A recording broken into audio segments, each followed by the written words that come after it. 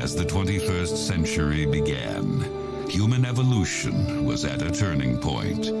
Natural selection, the process by which the strongest, the smartest, the fastest reproduced in greater numbers than the rest, a process which had once favored the noblest traits of man, now began to favor different traits. Most science fiction of the day predicted a future that was more civilized and more intelligent. But as time went on, things seemed to be heading in the opposite direction, a dumbing down. How did this happen? Evolution does not necessarily reward intelligence. With no natural predators to thin the herd, it began to simply reward those who reproduced the most and left the intelligent to become an endangered species. Having kids is such an important decision. We're just waiting for the right time. It's not something you want to rush into, obviously. No way. Oh, shit, I'm pregnant again! I got too many damn kids. Thought you was on the pill or some shit. Hell no! Must have been thinking of Brittany. Brittany? No, you... There's no way we could have a child now. Not with the market the way it is now. God, no. That just wouldn't make any sense. Come on, fire, bitch! He don't care about you! Yeah, well, there must be something he likes over here. Ain't nothing to me, baby. It wasn't me. It wasn't me. Well, we finally decided to have children, and I'm not pointing fingers, but it's not going well. And this is helping. I'm just saying that before I have in vitro, maybe you should be willing to... It's always me, right? Well, it's not my sperm count. Yeah! I'm gonna fuck all of y'all! That's my boy! And so it went for generations, although few, if any, seemed to notice. The years passed, and mankind became stupider at a frightening rate.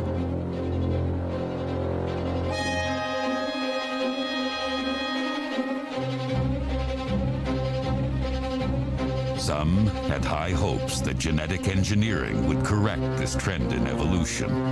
But sadly, the greatest minds and resources were focused on conquering hair loss and prolonging erections. Meanwhile, the population exploded and intelligence continued to decline until humanity was incapable of solving even its most basic problems, like garbage, which had been stacked for centuries with no plan whatsoever.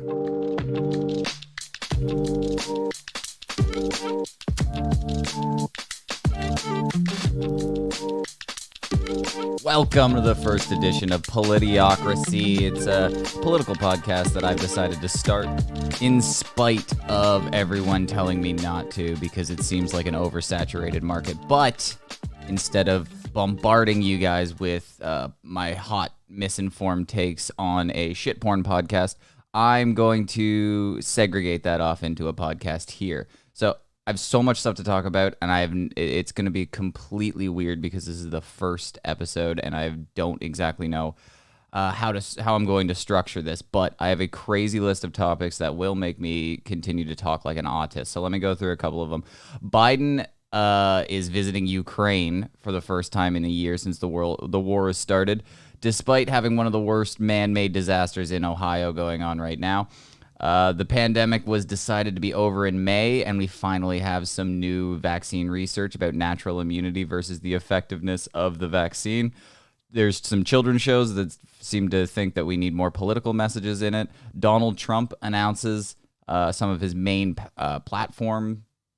his main points for his platform in 2024. New claims about American-run biolabs in Ukraine, and if I feel like it at the end and I want to punish myself, I'll let Neil deGrasse Tyson trigger me. First, Biden went to Ukraine. So I saw this headline, and I was like, this seems like it's impossible. There's no way that we're in the midst of what Biden ran his entire campaign on. It was infrastructure. It was our crumbling bridges. It was everything is falling apart because of the prior regime, and I am here to fix it. And what he does during one of the, what people are like, the fervor over this this train collapse in Ohio is making people want it to be worse than it is on one side, and then one side wanting it to be better than it is, saying this is barely nothing. And then there's the other side that's saying this is Chernobyl in America, and we're covering it up right now. So I like to believe that the truth always lands somewhere in the middle of that. So it's probably bad. It's probably bad. It's not Chernobyl. It's not nothing. That would be the main point here. But if I were the sitting president, I'd probably go take a look. I'd probably head down there. I'd maybe send Kamala if I didn't feel like going, because I'm 107 years old and going into a smog cloud, the likes of a nuclear A-bomb going off. I probably would send somebody younger and a little more virile, but maybe send somebody down there. Maybe send Zelensky, since he doesn't want to leave a war-torn country and just wants you to send more bullets. Maybe we've sent him a couple of $1 million. Maybe he could just come over and check on Ohio. I don't know. I'm just speculating. But Biden goes down to visit Ohio, or does not go to visit Ohio and visits Ukraine. So obviously the next best thing that we could send down there is Donald Trump. So Donald Trump decided to go down to Ohio because it's a political stunt. There's no other way to say this, is that Donald Trump is running for president in 2024, and if you see a hole, you fill a hole. If the current president isn't going down to wherever it may be, maybe it's a border crisis, maybe it's a natural disaster, maybe it's anything that would make him seem worse, I would show up at. So obviously Donald Trump heading on down to Ohio. I don't believe he has been there yet. I think the only reports that have come out are from Donald Trump Jr. So we have no actual idea. There's no picture, no video, no nothing at the time of this recording, but he could. He says he will. So maybe. Trump is going to make Ohio great again. And if we've learned anything from like Flint or any other, like pretty much every blue state that falls apart and is left to the wayside, there's some form of government-run catastrophe that is affecting the people that seems to be downplayed. So if we go through the past and we look at all of the stuff that has happened over the years, I would say Ohio, probably pretty bad. I would say that it's probably a pretty bad situation. So that brings us to the CDC update that everybody was talking about. So the way that I'm going to run this podcast is that if you want me to talk about it, I have Politiocracy Pod on Twitter and Politiocracy on Instagram. If you DM me any news story political in nature, I will talk about it, even if I think it's unbelievably stupid and misinformed and whatever it may be. You send it, I'll talk about it, because I prefer to talk about things that people want to hear about, not just whatever everyone else is talking about. So in spite of me saying that, I'm going to contradict everything I just said and talk about something that everybody's talking about. In the days before the Ohio crash, this is what the change was. So the CDC updated the level of exposures from 100 parts per million to 100,000 parts per million is the lethal exposure. That comes days before they do a test, deeming that the water in the area is safe to drink. So if you change the goalpost of what makes something safe, then yeah, it's easy to claim that something's safe. And most people will only read a headline where it says water safe to drink. But if this hadn't been changed, then does it land within the over 100 parts per million? Probably. I would assume probably. But it's going to be well below the 100,000 parts per million. That is now the new level of safe. They've changed the level of toxicity required for animals and kids. So they removed the entire section on kids. So meaning that whatever level is safe for an adult is probably safe for a kid, which is never true. This is why we have baby aspirin. Like there isn't the same dosage for a full-grown human versus a child. That will always be the case. So why would you wipe that away? Regardless of anything, even if you knew a train was going to collapse a week from now, why wouldn't you still have just to keep in line with most science, have like, okay, if 100,000 parts per million is the toxic level for adults, I would go maybe 75,000, maybe 50,000 is toxic for a kid, half. That seems pretty reasonable. If you're just throwing shit at the wall and seeing what sticks, maybe you should kind of have a level for kids that all other things would. Chemical exposures for literally everything else would have a level for full-grown adults and a level for kids. There's a level of radiation from cell phone there is a CDC page on keeping your cell phone close to an infant's head. We all know that an adult's head is probably fine because we have our cell phones attached to our heads 24/7 and it's not giving us irreparable brain tumors. So, but there is something to be said about keeping a phone close to a soft-skulled child. So if things change for big, probably change for little, right?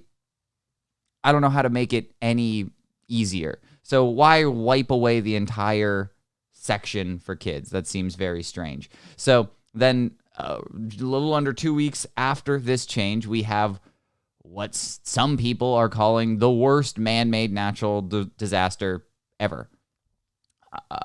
It in the Western world, I would say, because there's no way that this could be worse than Chernobyl. But alarmists on the right will probably tell you that this is Biden's fault and it's going to kill us all, and they're pretending like it's not. I would say this is the case. So if I go full tinfoil hat, and I've expressed this before, that more of these situations would happen. More of these man-made disasters will happen. And that will actually change our environment. What we've been doing will probably not change our environment within our lifetime. I don't know that it will over a grand scale. I don't have the scope to see what our life over the course of 1 million years and advancements in technology, nobody can tell what that's going to be. Because the way that almost every business and every life form, every sector of the earth that's inhabited by people kind of runs in the same system of, I don't really worry about putting out fires until there is one. So saying that there will be a fire doesn't really do much for most people.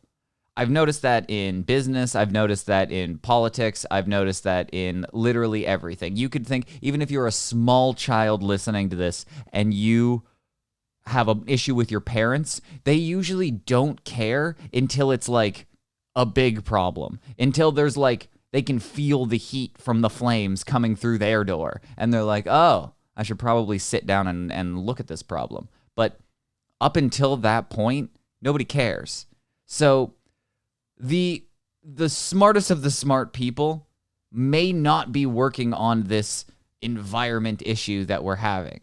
So in my theory that more of these disasters or chemical spills or things like that will happen, and if they do, that would actually affect our environment much more severely and drastically than just keeping the status quo. Everybody driving a gas-guzzling Range Rover for the next 50 years. I bet if we have a lot of vinyl spills in Ohio over the course of the next 10 years, all of a sudden that speeds things up a lot.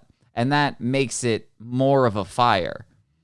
What I see happening right now is a push for a greener new world by pouring gasoline on a small ember right now. So sure, maybe the environment is in a worse state than generations ago. Maybe we could argue that. But if you scope out and you look over the course of time, we haven't even hit peak CO2 levels ever. We're never going to come close to it. You and no one else that you know will ever get there. Your generations, nobody that you can even fathom existing is going to reach levels that has been reached in history. So I can't imagine that the Earth is going to implode if we all just continue on our merry way. But if I can set off the equivalent of 13 A-bombs and send it into the atmosphere, I feel like that will do so. We don't know what it's going to do, but I feel like you're going to get weird things like acid rain and maybe insane temperatures in some parts of the world. I can see that happening, and that does set off alarm bells for people. And the way that you cover this up and you get to blame it on the people is by moving the goalpost like this. When you see things like this and 100 parts per million, so they've 1,000% less parts per million from 2 weeks ago. And if you can move the goalpost like that, the fault doesn't lie on the people who spilled this. The fault still lies on us because safe levels were dumped. Everything is, there's only a 990 or 9,000, wow, I'm dumb, 99,000 parts per million in the air, and that's okay. That's okay. But if it hit 101,000, then there's a problem. But so far, we're sitting at okay levels. So anything that happens in nature as a result of this isn't the fault of that, because that's safe levels. These aren't lethal levels of exposure. This is nothing. And this comes in light of the video that everybody sent around and everybody was talking about, of this lady going into the crick, as she calls it, in her backyard. And you can see very clearly this is a crick. A creek. It's similar to one I have in my backyard that just runs through her property. And she throws a stone in it. And you start to see, as it comes up, spots of oil and shiny rainbow. It's almost like you're in a classroom in a blue state. It's just pride flags shimmering in the water. But it wasn't there before she threw the rock in, leading us to believe that there was oil in the bottom of this creek. Now, I don't know if I'm just a contrarian or if I'm just jaded or if I'm like, I believe nothing is the way that I only believe. At this point, I've been tricked so many times and I've believed stuff that I shouldn't have believed, and I've said things that that turn out to not be true, that I believe to be true.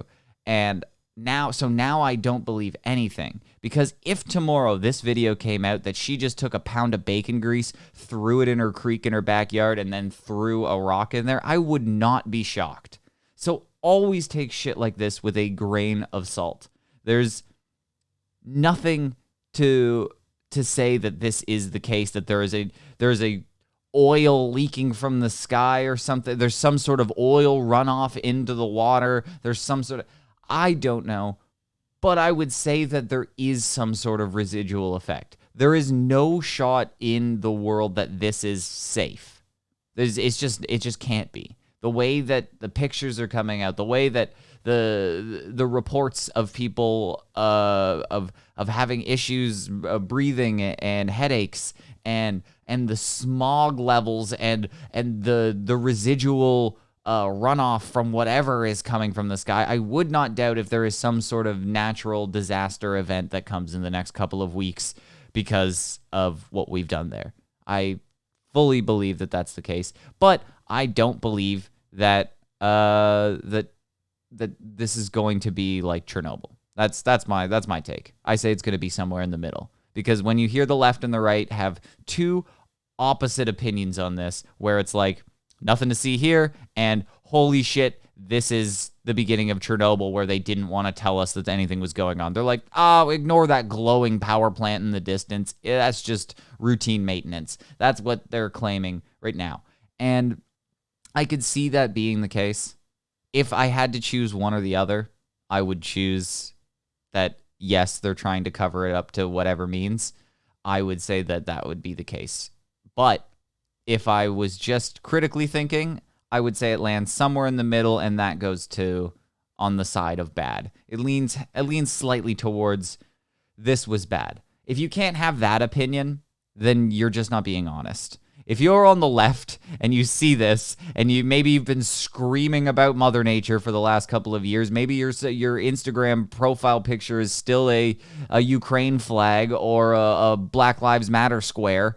Maybe you should probably look inward and say, am I actually forming my own opinions here with the information that I have, or just taking the word of somebody? Because if you can't say that, holy fuck, this is bad, we should really be doing something about it, at the very least trying to mitigate whatever this caused, even if it's 99,000 parts per million in the air, I would say we'd try to get rid of that. Because if we're trying to remove all gas-powered cars by 2030, I would say maybe wiping clean the vinyl chloride spills that we're getting is probably also should be high on the priority scale. Anytime somebody stands up, this is a take that I've had for a very long time. When we stand up in Parliament and we have a bill to propose, I think now we should have to say how many homeless and hungry children there were in the country. And now we should say how many vinyl chloride spills or other runoff leaks have happened in the last little while. Because if you're proposing green energy or solar panel requirements or gas-powered stove eliminations, I would say you should look at yourself. You should say, who is telling me to do this? Because this doesn't make a lot of sense. If you're not first worried about this thing that it's like a triage system when you go into a hospital. You know, you're sitting there and your foot's asleep and you're like, oh my God, I'm next in line. And a guy comes in with a gunshot wound. You should probably deal with the gunshot wound first. This is a gunshot wound. The vinyl chloride spill in the middle of Ohio, caused by us, by trains, a thing that Hitler figured out how to use properly. Just understand that. I don't think Hitler had a vinyl chloride spill. There were very little under almost every regime. There's been very little natural disasters or man-made scale disasters like this that have such high effects on society, if it's to the scale that some people are claiming. How is this happening? How does this happen? Trains, to me, maybe I'm just a small-minded person. I'm not a conductor. I've been on probably like 2 trains in my life. But to me, trains run on their own. It's not like a conductor is almost not required. I don't understand what they do. I don't unless somebody put a bunch of pennies on the railway track, I don't understand how a train becomes derailed and a catastrophic collapse like this happens. Because I would say if a train derailment is likely to happen and there's no way to preemptively know about it and it can just happen on the turn of a dime, railway carts with very, very toxic chemicals should be packaged in a way that we're prepared for that. It should be in like a dome container that cannot be punctured no matter what. It should make it almost impossible to happen. And the reason that it'll never happen like that is because of the goalpost moving, is because you've changed the way that would be alarming to people when you read it. So when you go on the CDC website, now you read it and it says 100,000 parts per million, and you see in your reports we're under that, so it's fine. And then it puts it out of your head, and now the blame isn't back on this company. Whoever spilt it is the culprit here, and any residual problem should fall on them, but it won't, because it's being deemed as not toxic. So there's no way to get somebody to take fault here if we've now moved this goalpost. So now it's nobody's fault. And now requirements on trains will never change because it's oopsies. It's just a oopsie spill and nobody's going to have a problem with it. So that's the issue here. The issue isn't even the environmental impacts. It isn't even the spill and maybe some people are going to get hurt. It's not even about that. It's about culpability. It's about somebody taking the blame for this and then us changing in the future. That's what it is. So you're at fault. What happened? Not even pitchforks. Oh my God, we need to take this company down. That'll probably happen on its own because that's how the free market works. When you see somebody do this and you go and we can point the finger at it, then they collapse from the inside out. But the problem is when we do that and we don't look at the company and say what went wrong, and then we find out what went wrong, and then we see every possible way to stop that, that's the only way things get better. But they don't get better by us changing the goalpost and then saying nothing's wrong. That's an issue. To say nothing's wrong here is ridiculous. There was a spill. Say it was worse. Say you're on the side of this is no big deal. What if it was something that it was bad? What if something was actually in the train that would fuck everybody up? Without a doubt. They were transporting nuclear chemicals, and then they spilled. And now we have radiated wildlife and an actual Chernobyl on our hands. Are you not concerned about that? Because the same companies that are moving this type of things are moving the most dangerous chemicals as well.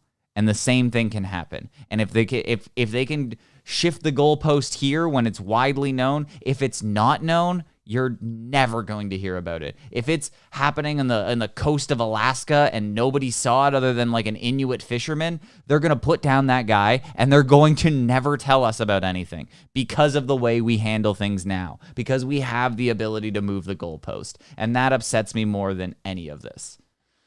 So I will move on from the Ohio talk after I make the one final point of to bring everything together, the Ukraine and Ohio. We just approved, and I say America has approved another $20 million for Ukraine. So that means we're gonna be hitting astronomical numbers by the time this is over. It doesn't even matter. But what was proposed the other day was some emergency aid relief for Ohio. But like we've said, the goalpost has changed. So to declare this a disaster and it requires assistance would mean it's a problem and somebody needs to be to blame and there has to be fault laid. And there's a whole line of things that they don't want to have to deal with. So what happens when an assistance for the disaster is requested? It's immediately shot down and there is no assistance by the government. There is no taxpayer-funded cleanup going to happen. The only way that something will happen is if people go out on their own and do this, because there isn't going to be any money for it. The state of Ohio can delegate money to do that, but that's under their own. I guess the city might even have to be it, because the federal government will not step in and send money. There's not going to be a text 411302 to Ohio to send $10 unless somebody sets up a GoFundMe for Ohio to clean up our oopsies. And I think that's a big problem. That, to me, might be the biggest issue here, is that we are sending millions and millions and millions of dollars to Ohio. Not to Ohio, to Ukraine. None to Ohio. But we don't fix our own problems. If you can't fix your own states, your own problems inside your own little world, how are you going to fix the world like you want to? That's the problem that I have here, is that when you have aspirations of fixing the world, your own home should be very kept. You should have it solved. Everybody looks to these countries like Sweden and Finland, like any Scandinavian country. And do you know why they're able to solve problems in like a nuanced way there? Is because they're very introspective. They look at themselves. Their culture is like number one. They force assimilation in order to gain citizenship. It's self-indulgent and it's self-reliant. And that in itself, once solved, if you could make a utopia there, then you can start spreading outwards. Then you can go, look what we've done. But they only have the ability to do that because of the assurance of Western intervention in any one of their conflicts. So what you can do is you can delegate endless amounts of money that should be towards a military, or it probably throughout history, the Scandinavian countries have had great militaries, but they've dwindled over the last century because they're looking at their own social problems more than outward problems. And you can see that as good or bad, but what that does is make sure that your own room's tidy before you start cleaning others. That should make sense, right? Like, why would you go around cleaning everybody else's houses if yours is disgusting? And that's the kind of thing that we're seeing go on here, and that's the start of the collapse. When you start trying to juggle too many plates, sometimes the first ones you started spinning fall. That's society in the West. That is the North America as a whole. That is the West. When you see yourself as superior as everyone else, then you start feeling like necessary to fix their problems. And when you start focusing on their problems more than your problems get bigger and sometimes insurmountable. And that's all I care about, is caring about your own stuff before you start fixing everybody else's, because you're not going to be able to fix everybody else's problems if your problems get this bad. So I don't know if that means anything to anybody. I don't know if I'm just the crazy one, because sometimes all my takes are misinformed hot takes that are probably wrong. But to me, it seems like I'm right more than the people that are paid to do this. So I don't understand how it can be so obvious when it seems like everybody else is completely blind to it. So that should be the main thing. Stand up in Parliament. You want to say a bill? List how many hungry children were that night. How many kids were homeless? Because, you're never going to solve homelessness as a whole, because some people just choose to be homeless. I've seen it myself. I've seen people trying to get help. I live in a crazy amount, around a crazy amount of homeless people. I can see it. People try to get them help. There is a homeless encampment near the dog park that I take my dogs to. And some of them are great guys. I talked to one the other day. He was like, I don't know why we can't, and not the other day, it was in the summer. But what he was talking about, it's disgusting how a lot of the homeless people will just trash an area, and it makes it so the city comes in and kicks us all out. So what he does is he's like, I'm walking around outside all day anyway. I have nowhere else to go. I might as well pick up some stuff. And that is a great, great mentality to have. And if every homeless person was like that, then there wouldn't be homelessness. It would just end, because we would see that person's trying to make the world around him better. So let's give him a hand. Let's do that. But when you see the homeless encampment, and I've seen these team of people sweep in and clean up the used needles and try to offer help to them, I watch it happen all the time. They'll do it every couple of weeks, and they get turned away. They get yelled at. They told them to fuck off, because a lot of these people either mentally ill or have just decided this is their life. So you're not going to fix that. So standing up and saying, how many homeless children, because they didn't choose this. Something happened where they ended up on the street where it shouldn't have been. So we have a problem with that. That's not solved yet, but yet we're sending millions and millions of dollars to the furthest eastern country in Europe. Like, you couldn't even see it. You couldn't even you'd have to take a day flight to go see this place. And we're sending most of our GDP to them. It seems like every ounce of money, there's like a 10% cut to Ukraine. That doesn't make any sense. That makes no sense when we have issues like Ohio and homelessness and a mental illness pandemic that's created TikTok. I don't understand. You could just take any amount of that money and donate it to a therapist, to anybody who has a TikTok account. And there you go. It's a better use of societal money for your own home, for the people around you, because you don't seem to care about solving that stuff. And that really bothers me. So anyway, no more Ohio. No more Ohio stuff. I don't care about Ohio. But Trump is going to run. He's running in 2024. He's the only Republican candidate who says that he's in the race. So in theory, according to everything that's been said right now, it's Joe Biden versus Donald Trump too. So we get to see the rematch. And about a week ago, maybe 2 weeks ago, Donald Trump dropped his main points of his platform.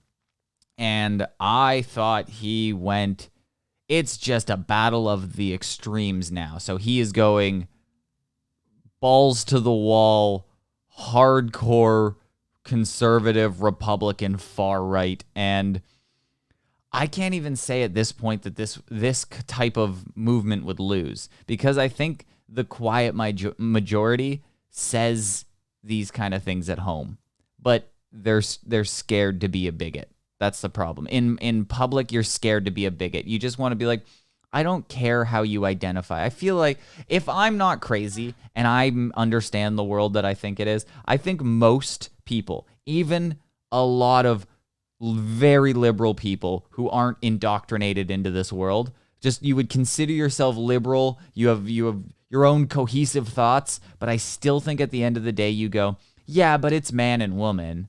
And then there's like, you guys have this whole gender thing that's a whole different thing. But like, in speech, we would say man, woman, and then you can be whatever you want. That seems completely reasonable. Like, gender shouldn't affect your pronouns, because that shouldn't affect language. That's the issue that I think a lot of people stand to, because like, I don't really care if you're a guy dressed as a girl or a girl identifying as a boy, or I don't care if you identify as an ostrich at this point. I really, really don't. But the problem arises when you affect other people. So when you've changed the language that we all know by changing pronouns, that's an issue. So if you were born a man, they should call you he, him. And if you were born a woman, they should call you she, her, they, them, whatever. Because I've heard the argument over and over again that they is not a singular pronoun. But it is. It is. I think it's ridiculous. It's a singular pronoun because I've used it in my life long before the new wave feminism transgender movement. That's an absurdity that it's not that way, because many times there were times that I didn't know if a person was a guy or a girl. I said they. There were many times when I already established if it was a guy or a girl, and then I said they or them. I would say, oh, Ashley's going to the store. They're going to pick me up this stuff. That seems like a perfectly reasonable sentence. But yet there's this new take on the right where oh my God, I've heard it said to me, they is not it's a multi pronoun. You only use that for multiple people. There's no time that you would use that in a singular form. I'm like, I can do that for you right now. Like, okay, Ryan's going to the store. They don't really like chocolate, so he's probably going to come back with candy. Look, I used both sets of pronouns in that sentence. It seems pretty easy to me. So I don't understand the issue with they, them. I really don't. The issue comes down to biology and when people care so much if you're misgendered. Because personally, I have a personal story of being misgendered. I used to have crazy long hair, longer than I have now. I have long hair, but it was much longer. It was like partway down my back, over my shoulders. It was long and very, very feminine. And I used to play hockey. I had a helmet on and I played goalie. people couldn't see my face. They could only see the hair sticking down my back and sticking out the sides. And a lot of the time, before teams would even play us, there would be a rumor going around saying the girl goalie on that team is really good, or the girl goalie on that team. So I probably have a lower benchmark to entry. That's why I'm starting to think that maybe I wasn't as good as I remember I was. I think maybe I got affirmative actioned, where people used to say I was good, but it was only because they thought I was a girl. So I was a little boy, and they were like, wow, they're really good for a girl, I believe. So I probably wasn't as good as my inflated ego likes to think that I was. But it never bothered me. I thought it was hilarious. I thought it was great that they thought that I was a girl, and because there were probably some guys who were like, oh, he's just good for a girl, or she's just good for a girl. That'll be easy. But then I was a guy, and it was just I was good. I was good. So their misgendering of me didn't affect me. It like empowered me, if anything. If anything, I was like, hell yeah, look at this chick. This chick's gonna stop every puck you throw at me. So I don't think misgendering should be this big of an issue. But it is. And now it's gotten to the point of a political candidate's platform. It is now a staple of the Donald Trump candidate platform, solidifying what is a man and a woman. So take it away, Donald Trump. The left-wing gender insanity being pushed on our children is an act of child abuse. Very simple.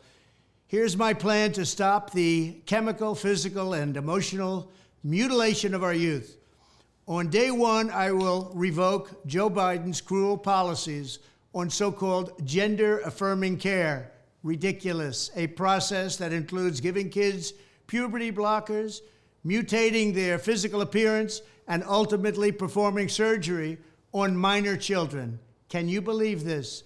I will sign a new executive order instructing every federal agency to cease all programs that promote the concept of sex and gender transition at any age. I will then ask Congress to permanently stop federal tax. So I'm gonna stop them there.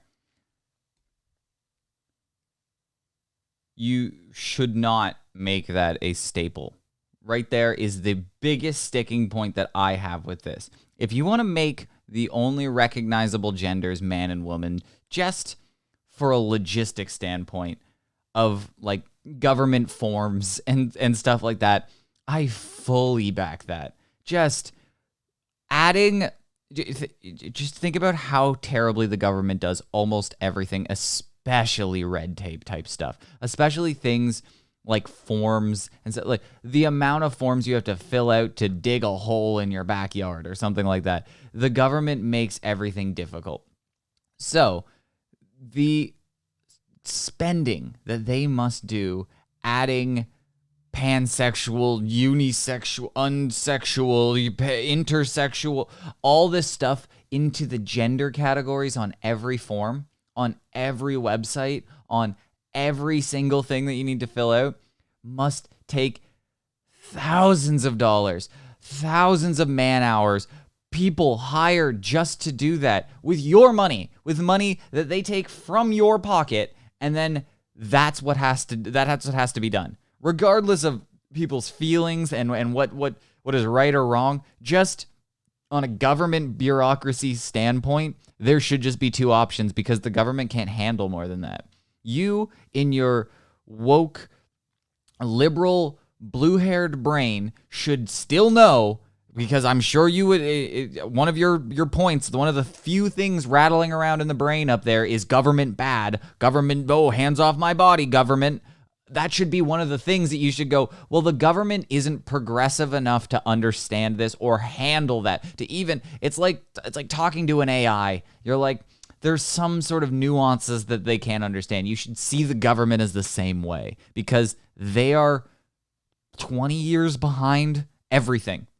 Technology, everything. The way that the government works, I would be shocked that they even have a debit machine that has tap at this point because of how far back the DMV is, but how far back the post office is. Like, everything doesn't advance in the government unless a private agency comes along and does it better. That's just you should just understand that. If you're old enough to understand what the post office was like before FedEx showed up, there was no overnight shipping. There was no 9 a.m. deliveries. There was nothing. You put it in the mail. Sometimes it got lost and it never got to where it was. You had a scene from the Eminem Stan video where a guy's driving off a bridge with a lady in his trunk because the post office lost their mail. Now there's tracking numbers and culpability, and like if you lose it, there's insurance. All of this stuff happened because FedEx and UPS set the standard that the government had to keep up with. If you let the government set the standard, it'll always be 1950s post office.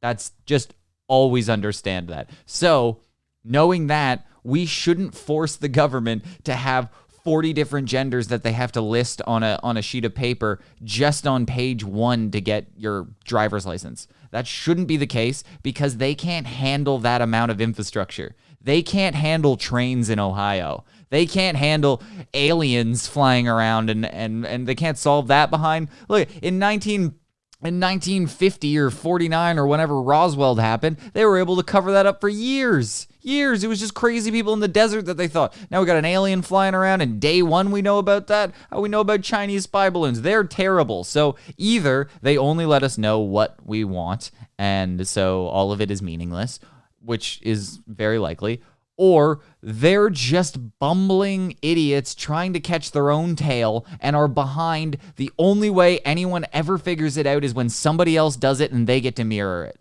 That is what I believe. So that would be the best standing point. If you said governments are too stupid to understand gender identity, so we just go with what you were assigned at birth. We can change all the forms to assigned at birth, but that's what we're going to go by because we can't afford to do that. It takes $100,000 a year just in sexual identity forms in the government. That's too much. It's too much money. Even though it's like 25 cents a person, not even. That's a penny a person. That's a penny too much. That is a penny too much to be spent on. It could be a penny going towards that homeless kid that we talked about earlier. That's a big sticking point that I have with this, but on a surface level, I can see how people would agree with this, but I also think this is just like, it's just a dumb statement to make. All programs that promote the concept of sex and gender transition at any age. I will then ask Congress to permanently stop federal taxpayer dollars from being used to promote or pay for these procedures and pass a law prohibiting child sexual mutilation in all 50 states. Now that is a massive one. I 100% do not agree with banning sexual reassignment for adults. I don't care what an adult does. You could have nail reassignment to forehead surgery. I'm perfectly fine with you wanting to get that after the age of 25 because then it's formed up there. I don't even think you should be able to make these decisions at 18. If you're past the age of 18 and you can think back of when you were 18, think about what your favorite thing was. Think about whatever it was. Think about what you were obsessed with at that time. If it's still the same and you're older than 25, there's a problem because you should probably mature past that. But that shouldn't be you for the rest of your life. Whatever it is, whatever your beliefs and thoughts, musical taste, food taste, all that stuff should not be set in stone at 18.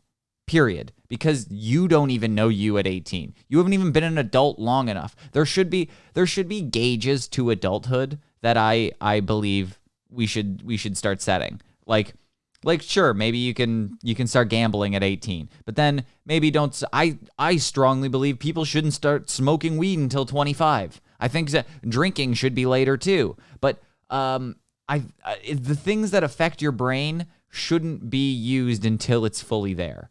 I think that's fine. That's perfectly fine. And a life-changing change shouldn't be able to be done until you're fully formed, until every cell in your body is, what, you got to start the dying process before you start changing anything about you permanently. So you got to be fully formed at that point. So there's a point in your life where the cells stop regenerating as fast and you stop creating new cells. You're just kind of managing, like you stop generating rapidly like you did in your 20s. I think you should wait until 30 to make massive decisions about this. Like if you wanted to mutilate your genitals, I just believe that you should have all your brain cells intact. You should have your fully formed person identity there before you can do that. And I can see people would say,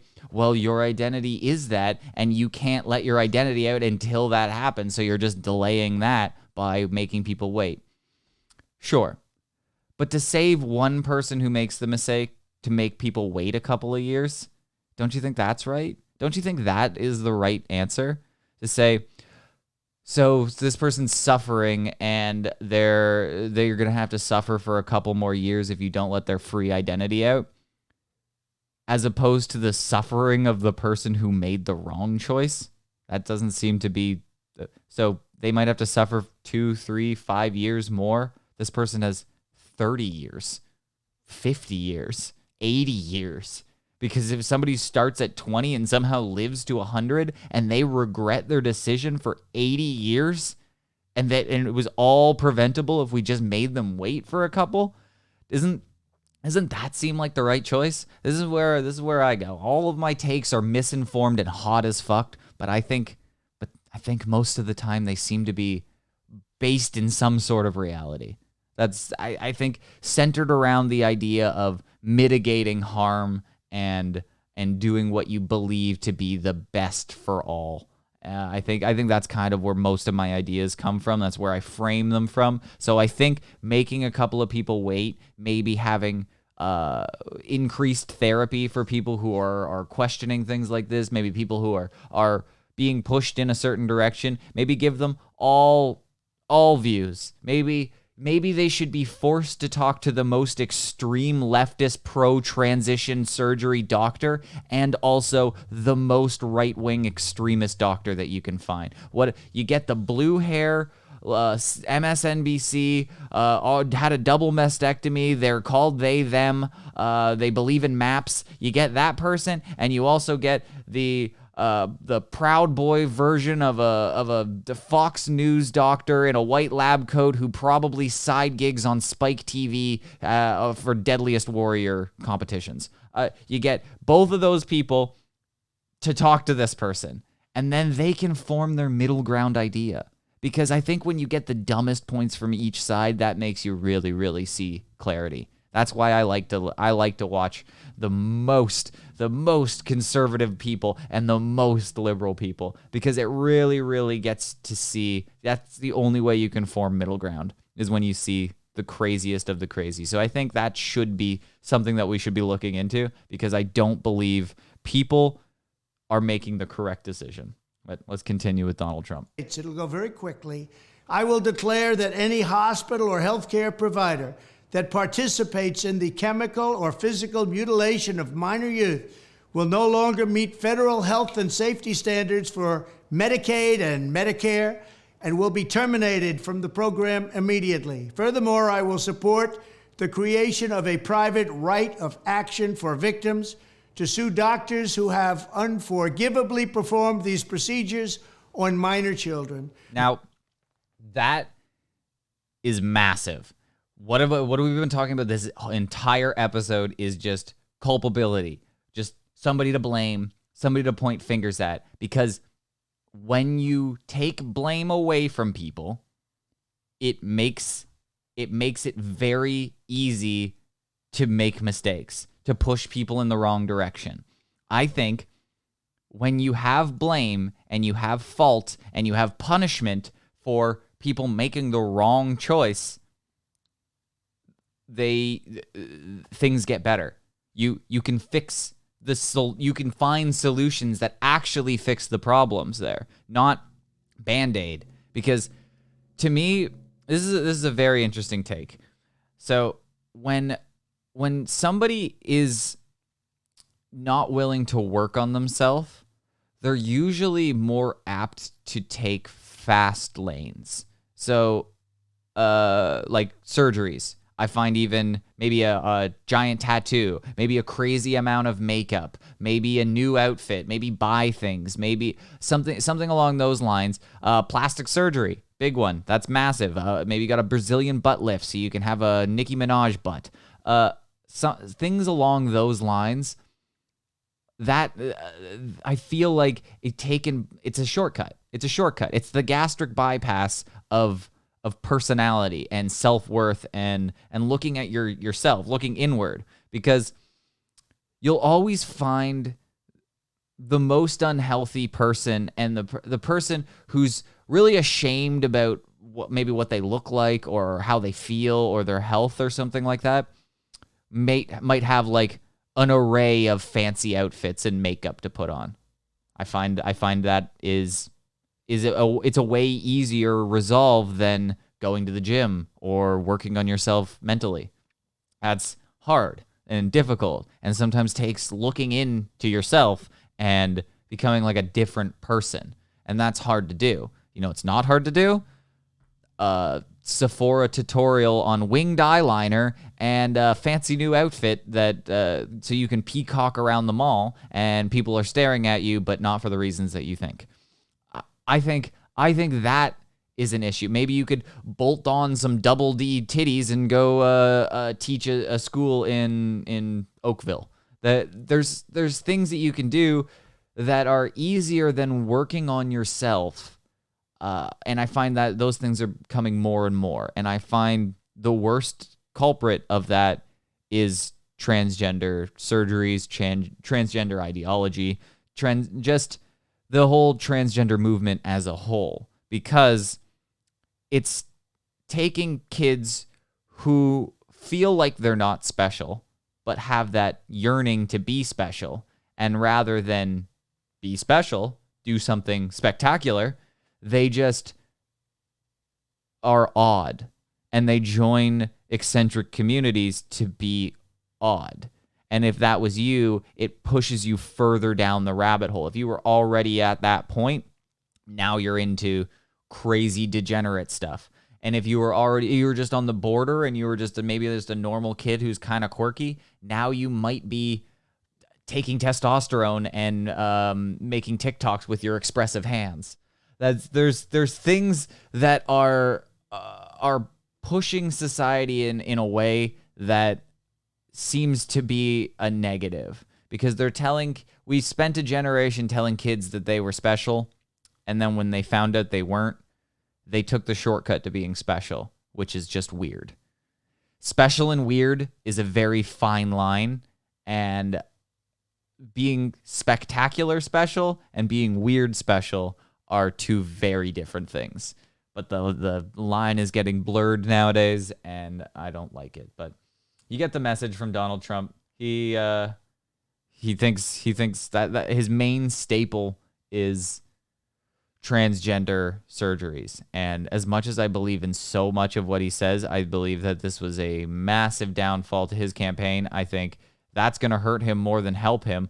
But the quiet minority is going to vote for that, because what you hear in that is you hear the kids. The kids is louder than anything else. Any discriminatory practices for adults is curbed when you hear we're going to make people who are mutilating children, double mastectomies for kids. There's going to be a laneway to punishment. There is a track to getting these people culpable, and I like that. I do like that. So, speaking of culpability, the UK claimed that there's a claim that was going around for, I don't know, the past few weeks, that the UK was banning COVID vaccines for people under 50. So people under 50 were no longer able to get the COVID vaccine as of pretty recently. So I found this AP News article where it tells us that is undoubtedly false. The UK is not banning COVID vaccines for people under 50. So I thought I'd start perusing this article before I started recording this. And so the facts, the social media users are claiming the UK is prohibiting any and all people from, and that's going to be huge. That right there is what gets them out of this. Any and all people under the age of 50 from getting inoculated against COVID-19. Now they go on to explain why this is false, because they're definitely going to do that. The UK isn't preventing anyone under the age of 50 from getting the shot if it's medically necessary. Now that's a huge caveat. That's a huge caveat because I believe the claim on social media was that if I'm a healthy, under 30, virile young man and I just want to go in for my COVID shot, they're not going to let me. So regardless of, they try to go on to some more caveats, and we'll get to that in a minute, but that already is they're already lying. That's a lie, because that would mean that if I want to get it and I'm not medically necessary, are you going to allow me to get it? And the answer is no. When we go further on, the answer is no. So nursing and care home staff, social workers, home caregivers, and other frontline workers will still be eligible for the COVID vaccine, as will anyone who lives with someone who is immunosuppressed, said the agency. So we have caveats again. So if you live with somebody, but again, if I don't, this is me. If I want to go in for my COVID vaccine, all of these things do not apply for me. I was a frontline worker, but I didn't get frontline worker service. I wasn't in the healthcare worker industry. I wasn't in that. I was in the same category as Uber Eats drivers. So I don't get any special treatment for this. So according to this, I still would not be allowed to get a COVID vaccine if I wanted to right now. He said there will be another inoculation campaign in the fall. Oh, well, there's good news. Maybe in the fall I'll be able to get one. Perhaps even sooner. That's good, because I'm itching to get one right now, and you guys have told me that I'll be allowed to, but it seems like I'm not. But it will be limited to those who have been deemed high risk of severe illness. So it goes on to explain in this article that this isn't a ban. This isn't what they're trying to do. They're not taking the vaccines away from anybody. What they're doing is using the supply that they have for the best possible purpose. Okay, but does that mean I can get the vaccine? No, you can't. You're not allowed to. It's technically banned for you, but I'm not allowed to say that. So it's not medically necessary for you to get it. But that wasn't the point. It wasn't medically necessary for me to get it last year either. But you guys really wanted me to get it. Why can't we do it now? Oh, because we're trying to save the supply for the people who definitely need it. Okay, then why are you claiming that anybody's allowed to get it and that it's not banned? Because what this says, what was going around on social media was technically true, but you're trying to undercut the value of that, because although there will be some people who go, they're not allowing people to take the vaccine, they're saying that means it's not effective, blah, blah, blah, blah, blah. No, you should be honest and say, no, we have a limited supply of vaccines, so we're trying to give it to the amount of people that need it. So we will not. So technically, yes, there will be a ban on healthy young individuals getting the COVID vaccine while supplies are low.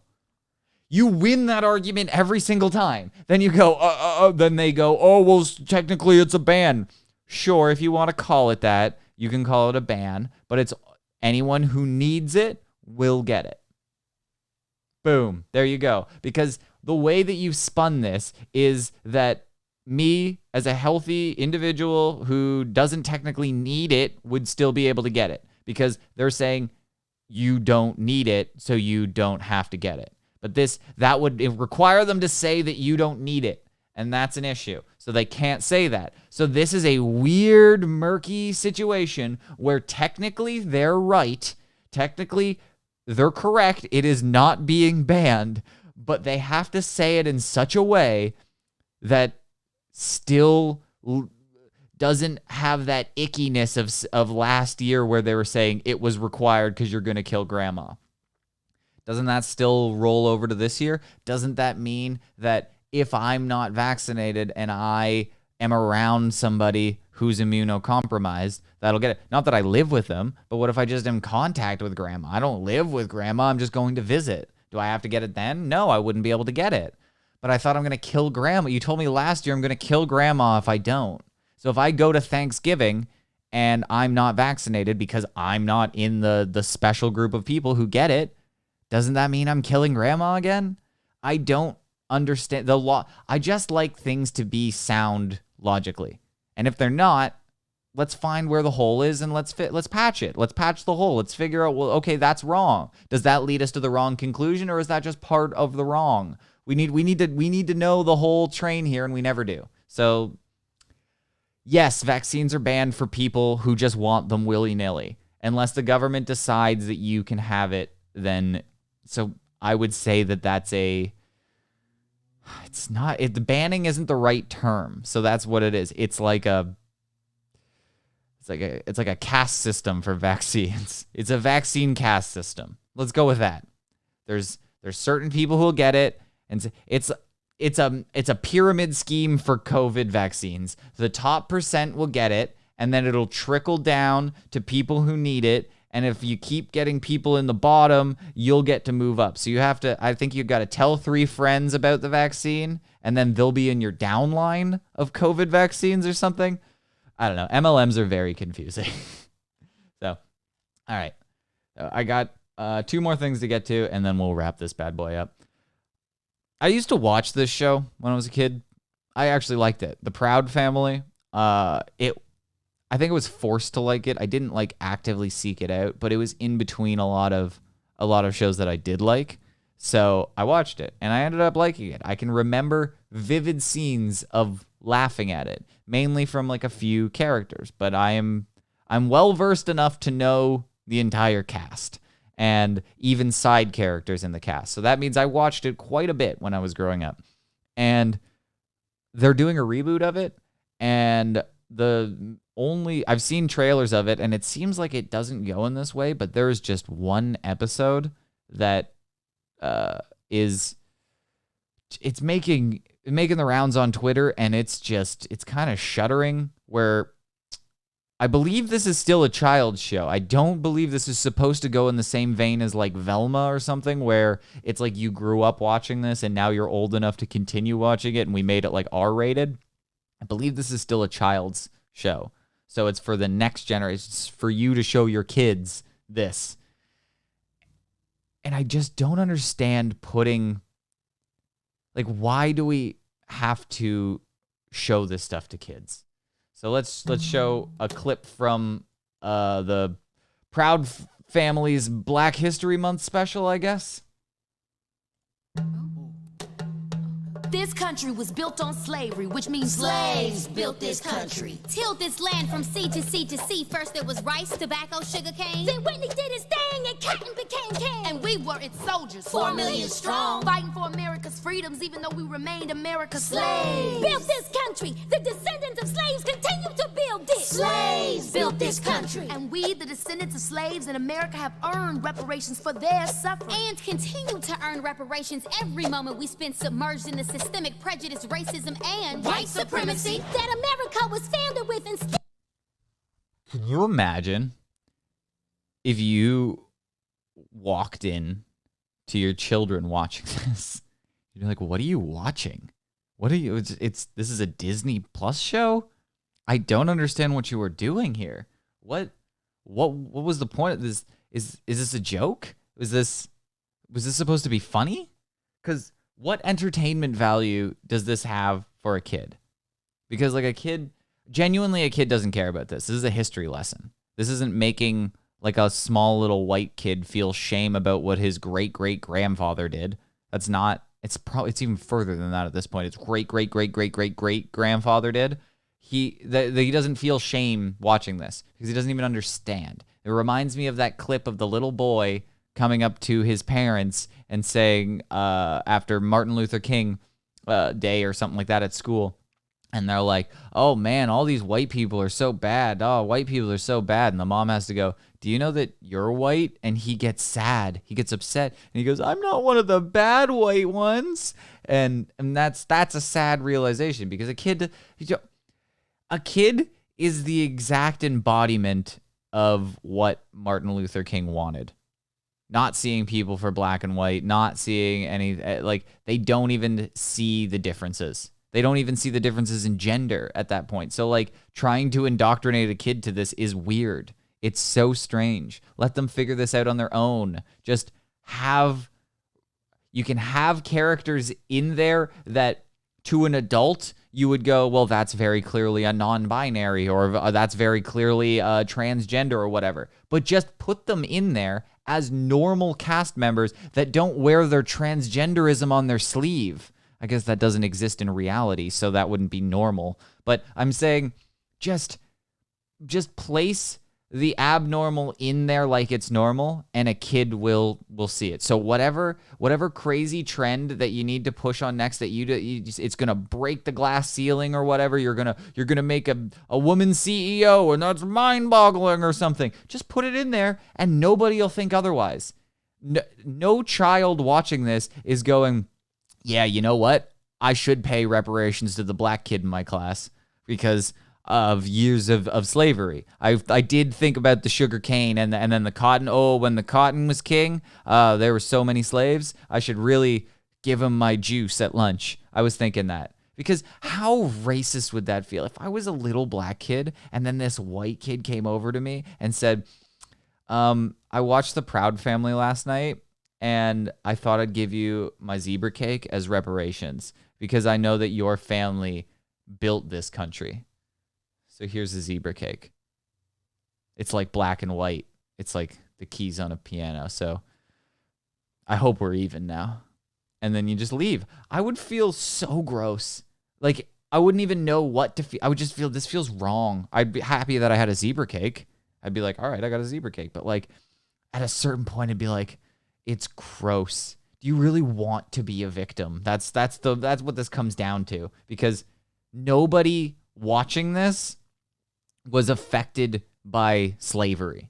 Like, nobody in this generation, there is zero chance. Their parents weren't affected by the racism, was long over before their parents. Of a kid that's watching The Proud Family in 2023, their parents weren't affected by slavery or racism. I think if anything, it's the opposite now. So if we're not striving for equality here, this should be weird. This should be very, very weird to be forced into a child show.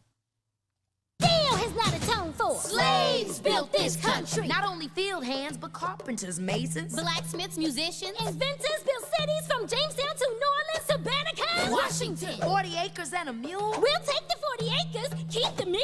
We made your families rich. From the southern plantation heirs to the northern bankers to the New England ship owners, the founding fathers, former presidents, current senators, the Illuminati, the New World Order. Slaves built this country. We had Tubman, Turner, Frederick D. Didn't they say Lincoln freed the slaves? But slaves were men. And women. And only we can free ourselves. Emancipation is not freedom. Jim Crow, segregation, redlining, public schools, feeding private prisons, where we become slaves again. As we celebrate Juneteenth for the umpteenth time, our account is still outstanding. Cause this country was built on slavery, which means slaves built this country. And we demand our 40 acres and a mule. Bump that! You can keep the mule. Keep the 40. We're taking our freedom.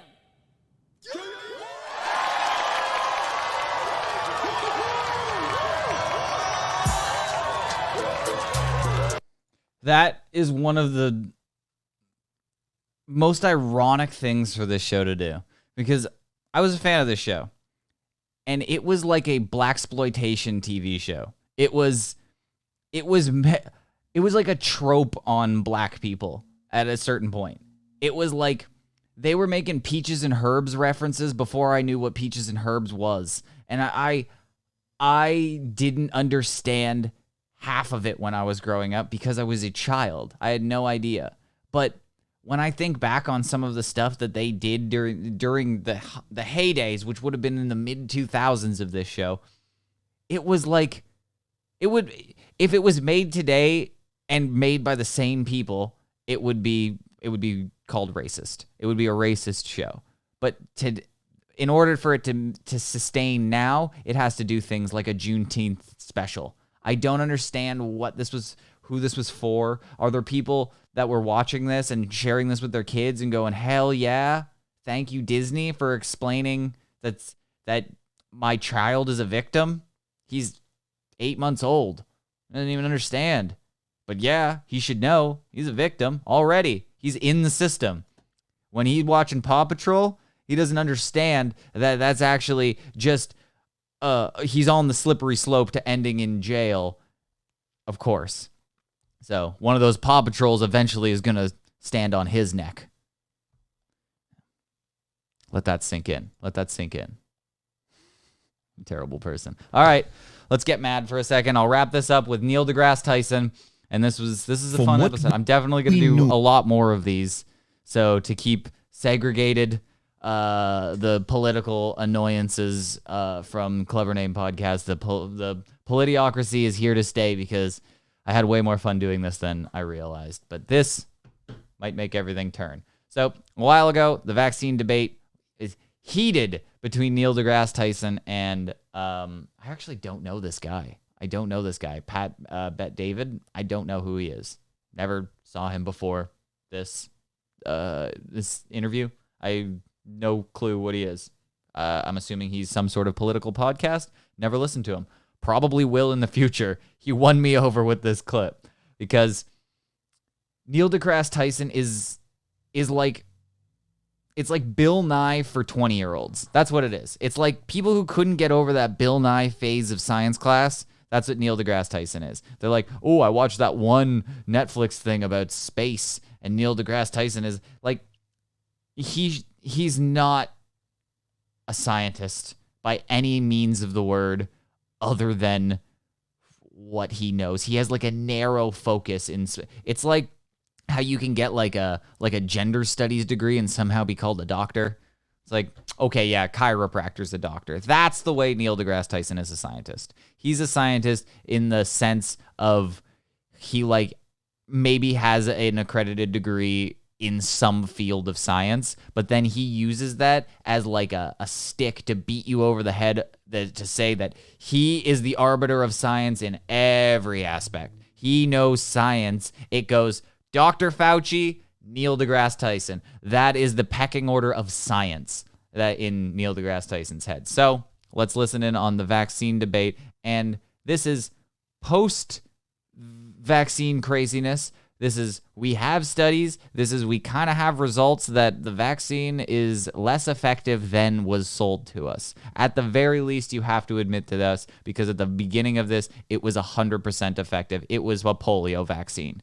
And now it's a flu shot, which was the claim by the other side. The other side said, it's a flu shot. It's a flu shot. It's not going to do the same. There's going to be more strains, yada, yada, yada. And that was deemed misinformation and banned you from the internet. But this is all post that we know it's roughly as effective as a flu shot. It's going to mitigate some of the symptoms. You could still get it. It's just going to make it less when you do get it. So if you do get really bad COVID symptoms when you get COVID, take the shot. That should be it. If you're immunocompromised, take the shot. But otherwise, it's hit or miss. If you're in the UK, go fuck yourself. At the beginning of COVID to what we know today, what do we know about the vaccine today that we didn't know while we were all testing it in America, taking it? What have we learned now? What do you mean testing it on America? There were tests before it was released. 9 months. I get so angry with this. There were tests. There's no tests. We need years and years and tests of tests in order for anything else to come out. It's so ridiculous that you can go with this argument. It's the fastest rollout. We had tests on mRNA long before this, and they were hit or miss. They were iffy at best. We never had a wide-scale test of this sort on anything. The closest thing that we got a test was Israel, we tested it on Israel. We were just like, I guess they're going to do it really quick. So they rolled it out faster than anyone else. And that was our test. And that was only a few months. That was the best case study we got, because it was a few million people, and it went horribly. It went so bad. All of a sudden, they were like, they did the first and second shot faster than anyone else, and they were talking about third before we rolled out our first. It was wild. Most people hadn't got their first vaccine, and Israel was like, well, we're on our third because it's still not working. And somehow we're still pushing this narrative that it was tested. It wasn't tested. We have documented testimony saying it wasn't even tested for transmission. And that was the number one selling feature of it. We know with absolute uncertainty, it wasn't. With absolute certainty, uncertainty would make sense. With absolute certainty, it was not tested on transmission. They tested what I read, and I read deep into this. What I read on this is that they pushed people out of hospitals quicker in the study. Vaccinated people, they didn't let them sit in the beds longer because a discharge counted as they're better, but then they would be readmitted weeks later. So the best testing that we have is crazy. It's wild at best. We know that it was like 1 in 40 some odd thousand people that were actually at risk of COVID, and versus dying with COVID and dying of COVID. All of these things were murky at best. So the tests, to say that this was tested is to say that like nothing is tested. To say like the train systems in Ohio have been tested well. Like to say that the parts per million in the air have been tested to the fullest extent of what we know. To say that this definitely isn't going to cause any catastrophic problems year later from some vinyl chloride going into the sky has been tested. We only have a few weeks of testing, but yeah, sure, it's been tested. I'm already so mad. Months is not a long time to test. No, but it was tested. Yeah, but 9 months. The average is 30. The average is 5 to 10 years. I mean, 9 months is not enough. Okay, so you have to test. No, you have to ask. Hold on. It was tested in trials. Okay. By the way, I'm not claiming to be the expert on all this. I read all the same things you have, but I'm a scientist, so I read it as a scientist. Oh, okay? You're a scientist. They were trials. That's what the point of phase 1, 2, 3 trials are all about. They are tested enough to get data on how to then advise the larger population. Yes, it was tested. For you to say it wasn't tested is a gap between your awareness and understanding how things work and what actually happened. No. He said it was tested not long enough. And the full test will be on the population. Where in that statement is he wrong? Tell me the hole in that statement, because you're doing this thing where you're taking like one word out of what he said. You said he did say the words not and tested, but just to go like, you said not tested, it was tested. Look at the test. They did test. Look at study test. That's ridiculous. What happened is they tested it for an astronomically shorter period of time than is standard. And now the real test of the 5 to 10 year test will be in 5 to 10 years. Correct? Correct, Mr. Science Man? Was tested. If you want it to be tested on millions of people instead of thousands, you can put in for that. You can. What if my job required me to? What if my means of living that I put 50 years of my life into, or 30 years of my life into, what if I'm a year away from retirement and they want me to get it now, but I would like a year of studies? What happens then, Mr. Science Man? Because you should know the science of that too. Do you know the science of economics? Can you figure that out? Because they're not going to be able to live. It's going to be a much bigger issue of them not getting vaccinated. Say, I don't want this unless it's millions. That's okay. Totally fine with me. Okay. I'm okay with that. That's fine. So based on that, do you say, let's keep testing it while the virus keeps spreading? Okay, right. So this is the contest between the information you have available to you at that moment and what's going on outside the lab. People are dying. Hospitals are becoming overloaded. So, do you say, we have good data on the 1,000, it's not yet at 1 million in case you wanted 1 million. Are you going to say, let's still do it on another, let's wait another 6 months so we get another 1 million in here? Will you do that as a public health professional? No, I would have said, allow the individual to still have a choice that's okay with 1,000 instead of. This guy is so reasonable and so right. It looks like Neil deGrasse Tyson is scratching his head. Like, it looks like he doesn't even believe what he's saying. But he's smart enough to convey his argument in a way that sounds palatable, that sounds like presentable to people. So he's able to argue the contrarian side that he knows. He knows that you would have to be a moron to hear this argument and come back with the stuff that he's saying. It's like, you know how you can start telling when somebody's been politically influenced? It's when they start talking like a politician.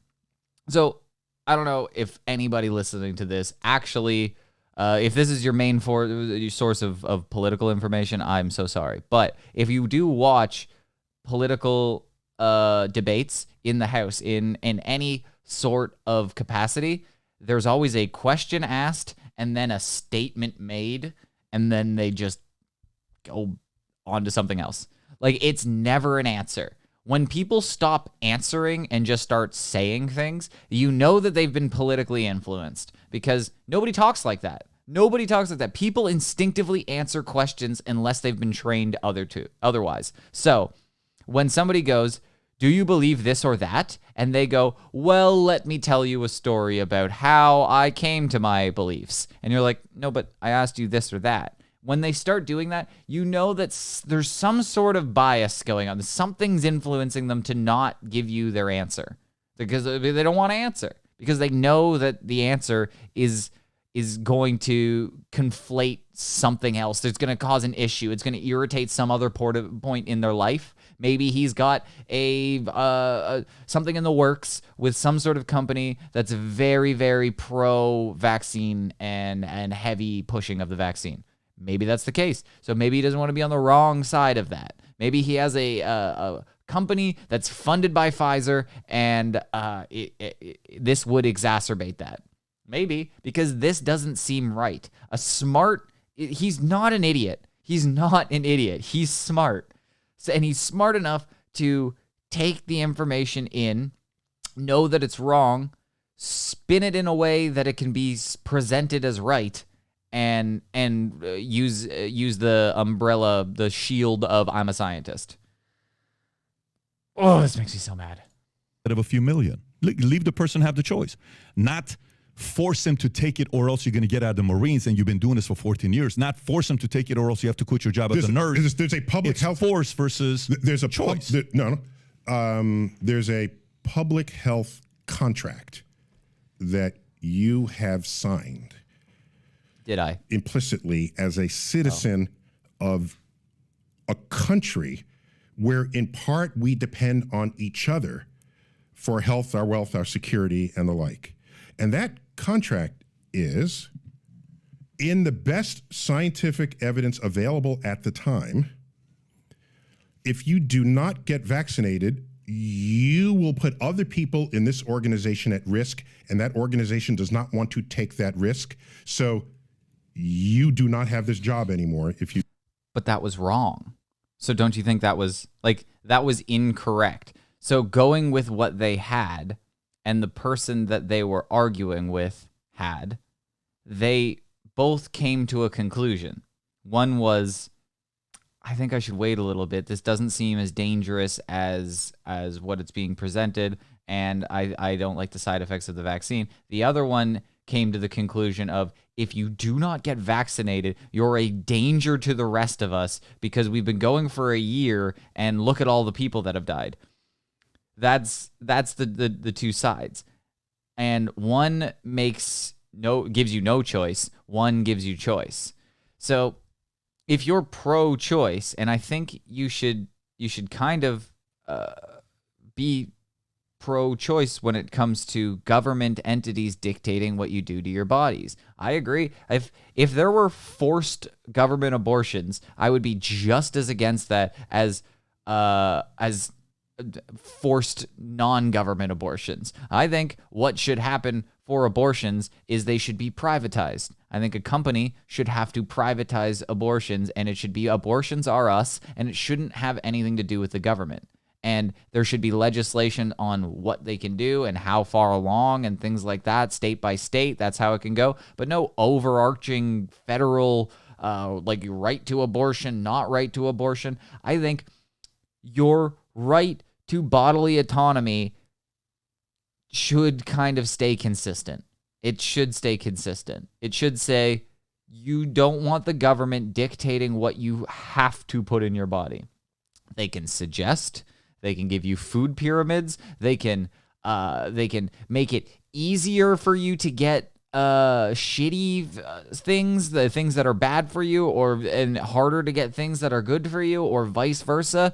But all of that still comes down to choice. It still comes down to how you do it. There's ways that you can get around it. But if they make it that you can't work and you can't live and you can't be in a society because this implicit contract that I signed that I didn't know I signed, was it notarized? Did what contract requires a government? I cannot believe anybody would be pro this argument that, like, if you've lived through right or left or middle, you've lived through a politician that you thought was the fucking worst, that you thought was literally like Hitler or Che Guevara incarnate. You were like, this is going to collapse everything if this guy's in power. And yet you're willing to give the government the power to do something like that. Which goes back to FedEx. It goes back to the UPS. If left to their own devices, they're not good at it. They need privatized sectors to show them the way so they can do it, because they're never going to they don't advance, they don't invent, they don't get better. They only stay stagnant. The government is only good at one thing, and it's making itself bigger. So making itself worse, making itself inefficient, so it requires more to sustain. That's the only thing the government's good at. So if you require the government to, or give the government the power to force you to take things, to do things, to, like, that's crazy. That is crazy. There are levels to this, obviously. It's just like, you can't just go and murder. But it's like, if you're requiring a vaccine or a type of lifestyle to live because of the government, that is an issue. And if you're not screaming fascism at any other moment other than this, if you're screaming at anything less than government tells you that this is the way it is, or you just can't be in society, your contract is now null and void, there should be an issue. There's something going on. There's a problem here. You decline it. So with any public health decision, there has to be a consequence to you not participating in that social contract. Is it your job? In some cases it was. But no, we're not going to have the army bust into your home and force a needle into your shoulder. That's not going to happen. We pretty much did that. Well, only put your job at risk, yes. Yeah, 67% of Americans took the COVID. That's force. That's not a choice. That's a lot of force and coercing and pushing going on. But you can't go to the school unless you're vaccinated against mumps. I think that's bullshit. That's a different country. Yeah. But okay, would you want a country? No, America is supposed to be the one that offers the most freedom. That's what America is supposed to be. Yeah, okay, so watch. So for example, if you use that argument, somebody may say, well, freedom of choice, I want to choose what I want to do with the body. You're right. What body? If you want to get an abortion, it's your choice. Your own body. If you want to get an abortion, get an abortion. If I want to get the vaccine, I get to choose. So you can't force. If I can't force you to get an abortion, you shouldn't be able to force me to get Because it's not about you. It's about people you interact with, and that's the social contract of public We health. don't even know if the vaccine worked or not at the time. Yes, that's what the trials are, dude. That's why these trials. What, are you missing data out there? But let me ask you a question. Are we saying only one type of scientists are right? No, we're saying that I don't like that he didn't go in the right direction here. It's just, but we know, like, the trials were wrong. Like, it didn't work to the level. If you want to just play kid gloves and whatever, it didn't work to the level that it was believed during the trials, during the testing that you said was so infallible that 9 months of testing was fine. But during the conclusion of that was that it's 100% effective against spreading COVID, and you're never going to die or get COVID from it. But then people died and got COVID. So it was wrong. It was wrong. So he's going in the wrong direction. It's just like, so yes, at the time, we didn't know that, but what was sold to us under the guides of it was tested was 100% effectiveness, and that was wrong. So why wouldn't it be right to believe that we should have waited till we got all the information? That's just such a reasonable response to what he's saying when he goes, oh, fucking autist on us, and he goes, it was tested. And we're like, we never said it wasn't tested. We're saying it wasn't tested enough. And clearly it wasn't, because it wasn't correct. Oh, I get so triggered. The system in place. The 16,000 that signed that. No. The system in place to test vaccines. Yeah. There's an entire system that's in place that with review boards and all of this. And the average, that's in place. Now what you can say is, I have a better idea than all these review boards and all these agencies and the CDC. I have a better idea. Here's what you should do, and that would have made everything better. Okay, you can put forth that idea, but what I'm saying is, in a case where you can contaminate someone else, it's not about you. It's about the collective health. You're assuming because somebody can take the vaccine, won't get COVID, which, by the way, I don't need to play the clips for you to see it, where everybody said, hey, if you get it, you're not going to get, if you take the vaccine, you're not going to get a Rachel Maddow, Joe Biden. I can give you Fauci. Yep. I can give you, and you've seen these clips before. It's not like you've never seen it before. Yeah, what happened? And that's using the same information that you're saying was enough. You're saying that information was enough to roll out a mass campaign of vaccinating by force. If you don't want to say, you keep saying that it was by choice or whatever, but the choice was lose everything that you may have worked at for God knows how long, or take the vaccine. So that's force. To say like that's like saying, oh, well, you're allowed to murder. Like, no, you're not allowed to murder because somebody will come by force and take you to jail.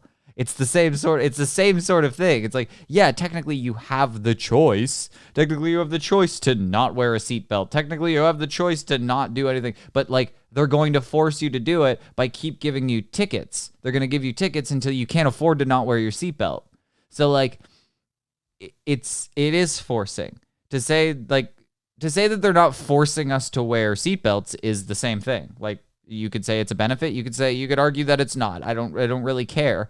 My point is, they did force us to wear seatbelts because there was a point in time when we were left to our own devices and we didn't wear seatbelts, and people were dying like crazy because they'd fly out of their car.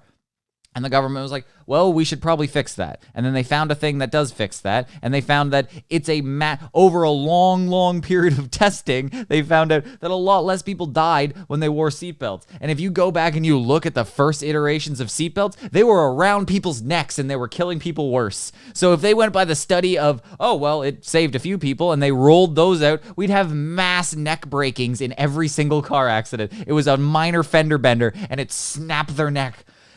That's the kind of thing that they found in early studies, that it saved a bunch of lives. It didn't fly out, but then when they rolled it out on a mass scale, a bunch of people's necks snapped. And that's the kind of thing that you should be looking at. You should be rolling it out in. It doesn't matter how fast you think you should try to get at these things. You should roll things out in a drip, even in I wouldn't say in a dire emergency where you can see it in front of you, but where it's an emergency where you have to get tested to whether or not you know you have it, I would go with, yeah, let's roll this out in drips and drabs. I would go, let a couple of people try it. Let's make it choice at first. And then if none of them get COVID when they do it, because the rest of us have just been mutating COVID like brutally. We've been coughing all over each other, having COVID vaccineless orgies. No condoms in those, obviously. Condoms are just a tinfoil hat for the government. They're just collecting your information through semen samples. We all know that. But so raw dogging COVID fueled orgies, and we're breeding new versions of the virus, and none of you that got vaccinated got it. Then you can start rolling it out in more severe ways, because you'd go, look, we solved it. No more COVID. We need no more COVID because you guys keep having your COVID orgies. So you really got to take this. And that's when you can start making the argument for, okay, yeah, a company can make the decision. You can't be here if you don't have the vaccine. I completely agree with that sort of rollout. But when you roll it out and things aren't going correct, and then you roll it out harder, that seems weird. When you're just like, well, it I don't know, it's like 80 some odd percent effective. So let's go. It's like, I know so many people that got the vaccine and then just got COVID right after it. And I'm like, I felt like that should be your buffer period. You just had the vaccine. You should get a couple of weeks off before you get COVID at least. But I don't know. Neil deGrasse Tyson can go fuck himself. We're wrong. Hold on. So, the strain evolved, okay, so that the vaccine that prevented you from catching COVID was tuned to the variant of COVID at the time the vaccine was designed, okay? Over time, there were variants that arose. The vaccine provided partial protection against the new variants, enough to keep you from dying statistically, and to basically keep you out of the hospital, allowing other people with more severe problems to get the hospital attention they required. And so then they would develop the booster and a subsequent mixture of the vaccine. This is what happens every year with a flu shot. They look at how the flu has evolved from one season to the next. And what's fortunate is Australia tends to get the variant of flu before we do, because they get their winter in our summer. And then, so we study that, have a forward projection for it. So these annual flu shots are precisely out of the same idea of how. And 6 months before this was recorded, that would have been misinformation, flagged, banned. Neil deGrasse Tyson's an anti-Semite and he's worse than Kanye. Like it's I don't understand how something that can be scripture from Mein Kampf 3 months ago and then now is perfectly fine to say, and it's okay to present as like, oh, well, that's just a fact we all knew. I don't understand how you get to do that. How do you get to play both sides like that and not just like burst into flames from the hypocrisy burning inside of you? How long have those been tested, though? For years. COVID vaccine hasn't been tested for it. It was something we just came out. But I don't know what point you're making, other than it was tested. You might 9 months is not enough. You might prefer. No, it's not a matter of time. It's a matter of how many. Yes, time matters, but the number of people is paramount. That's the most important thing. Mm-hmm. Okay, you don't test it on 10 people. You test it on as many people as you can. Sure. I think it was thousands, but is it fair to say that some of the side effects we may not know for 5, 10, 15, 20 years? Thank you. You can't, like, they can't say we know 100% the side effects 10 years from now. How are you going to know that? Yeah, okay. So no, of course, we can't know that. So then all I'm saying is... Watch. We can't know that. Okay. But watch. Watch this wizardry of words. Watch him just mishmash a bunch of scientific garbage together to make it seem like he made a point. So I have a whole chapter called Risk and Reward in the book, which tries to sensitize people to when they make a decision, what kind of risk are they absorbing relative to what they're rejecting, okay? And we're not very good at that, at probability and statistics or analyzing it. That's why TV commercials trying to sell you a product don't just show you data. They show a person speaking of the effectiveness of the product. A single person. I lost 50 pounds. The testimony of an individual should be irrelevant to you relative to the entire set of people who have done it. And you want to look at those statistics, but we're not good at that. And advertisers know that. So they show the testimony of an individual, which is hugely potent in a civilization where we don't think statistically, we think about eyewitness testimony on something. And somehow that is raised to a very high level of influence on our decisions. What I'm saying is, you're not, your decision point is not, I'm not going to take the virus because 5 years, 10 years, I don't know what effect it's going to have. Some may, though. Some may not be comfortable. Let me finish the sentence. Okay, so you can say, I don't want to take the virus because 5 or 10 years from now, there could be a side effect that. Is that just like a Freudian slip that he's like, the true virus is the vaccine? Dun dun dun. Like, oh, there's some QAnon subreddit that has jumped on that after this clip. It was just like, look, he finally said it. Illuminati. He made some Illuminati hand symbol, and now he said that the virus. You don't want to take the virus. What? You don't take a virus. You catch a virus. What would be the virus you take? The mind control virus from the government that's in the vaccine. Duh, stupid. I can see that hot take, but you know how many times I've mixed up virus and vaccine? It's pretty common. It's a pretty common thing, especially when you're going back and forth of saying virus, vaccine, COVID virus, COVID vaccine virus, COVID virus. Fuck. It gets very confusing. So I get what happened here. And he's trying to do some mental gymnastics. So a lot of his words in his sentences are on autopilot. And he has to jumble around actual, like, critical thinking in his head, and he's got to push that to the side to come up whatever bullshit he's about to say. We don't see. Which is a possibility. Hold on. I'm trying to make a statistical point here, okay? If you say, I don't want to take the virus because it hasn't been tested for 5 years, and there could be some long-term side effect that worries me, okay? In that same moment, there's the risk factor of you getting COVID. Sure. Okay? Unvaccinated. At one point, 87% of everyone dying in the hospital of COVID was unvaccinated. Yeah. Okay. That's because... But your risk... Okay, so the same argument that's made for, like, right now when most of the people are dying in the hospital of COVID are vaccinated, the same argument is made is because most of the population is vaccinated. So obviously more of them are going to be dying. That's a stupid argument. But so at that time, there was probably a massive amount of people that were unvaccinated. So obviously if most of the population is one thing, then the portion of that would be higher, especially if the magic potion hasn't been taken that's going to prevent all of this. So obviously it would be higher. But the weird part is when you flip the script and now everybody's vaccinated and there's still a high number of people in the hospital from COVID, and you go, but the magic potion didn't work. I thought your Windex for our bloodstream was going to clear all that out, and that's good. It's so upsetting. I didn't even want to do this because I knew I was going to get so upset by this stupid video. Choice is, I'm not going to take it because maybe somewhere down the line something will happen and we don't know what that is, or I will risk getting COVID, and if I get COVID, depending on your age and other things, there's a 3% chance of me dying in the hospital. That's your choice. Yes. Yeah.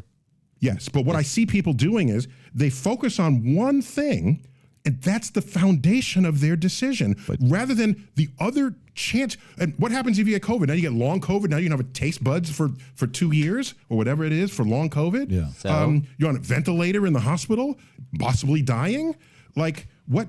Where is the? So I looked every day once a week. I looked at the statistics. How many people are getting COVID? What's the rate? What's the rate of hospitalization? What's the rate of deaths?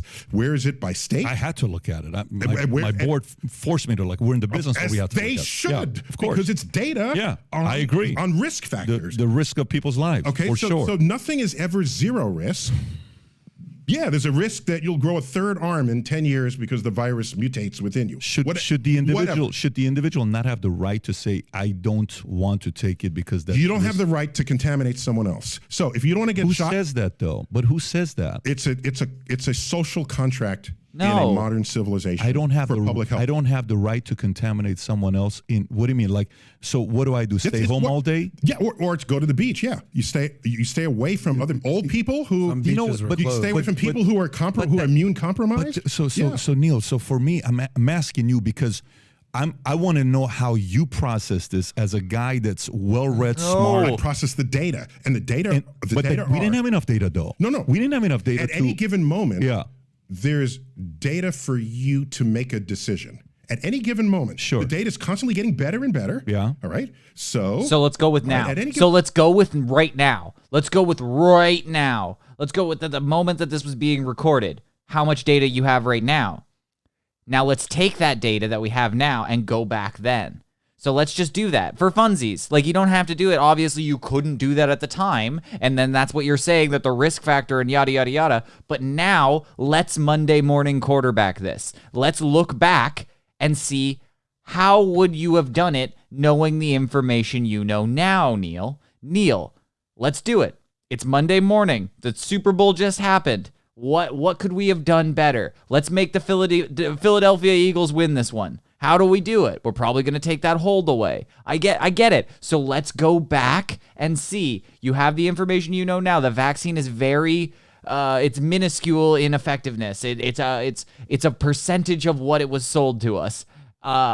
Would you take it? Is it necessary? Would you force it? Would you get people fired for them job? Would you consider this social contract that we've all signed? It needs to go into emergency effect.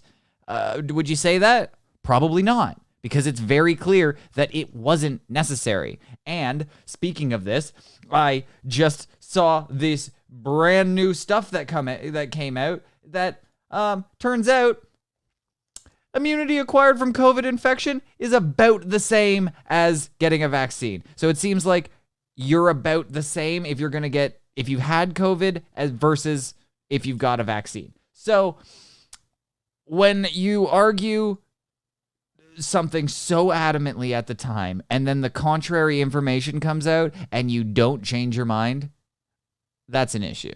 That's an issue. Because right now, Neil deGrasse Tyson still got his heels dug in that he made the right decision, and it's all because misery loves company.